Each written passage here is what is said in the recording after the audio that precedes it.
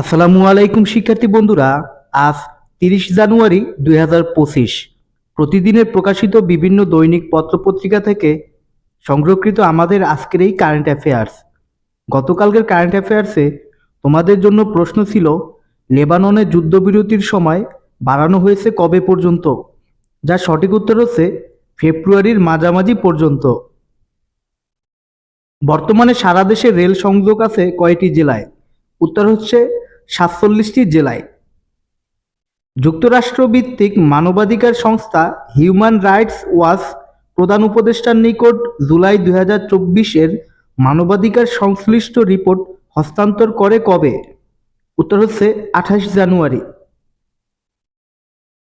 Bangladesh railway বছরে যাত্রী পরিবহন করে কতজন? উত্তর হচ্ছে 8,20,00,000।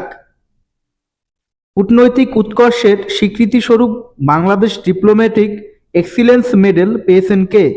উত্তর হচ্ছে ঢাকায় নিযুক্ত সৌদি রাষ্ট্রদূত ঈসা ইউসুফ ঈসা আল দুহাইলাম।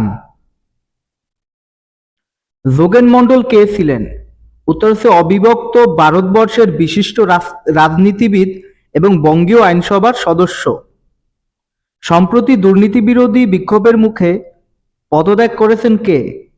উত্তর হচ্ছে সার্বিয়ার প্রধানমন্ত্রী মিলোস বুসেভিচ। দেশের ক্ষুদ্র ঋণ প্রদান করা প্রতিষ্ঠানসমূহ নিয়ন্ত্রণকারী কর্তৃপক্ষ কারা? উত্তর হচ্ছে MRA। হিউম্যান রাইটস ওয়াচ কোন দেশভিত্তিক মানবাধিকার সংগঠন? উত্তর হচ্ছে যুক্তরাষ্ট্র। আয়তনের দিক থেকে এশিয়া মহাদেশের সবচেয়ে ছোট স্বাধীন দেশ কোনটি? উত্তর হচ্ছে মালদ্বীপ। নিহারিকা দেবী কোন সাহিত্যিকের ছদ্মনাম? উত্তর হচ্ছে অচিন্ত্যকুমার সেনগুপ্ত। ইংরেজি সাহিত্যের জনপ্রিয় কবিতা stopping by woods on a snowy evening এর রচয়িতা কে? উত্তর হচ্ছে রবার্ট ফ্রস্ট। মার্সিডিজ বেঞ্জ কোন দেশভিত্তিক অটোমোবাইল কোম্পানি?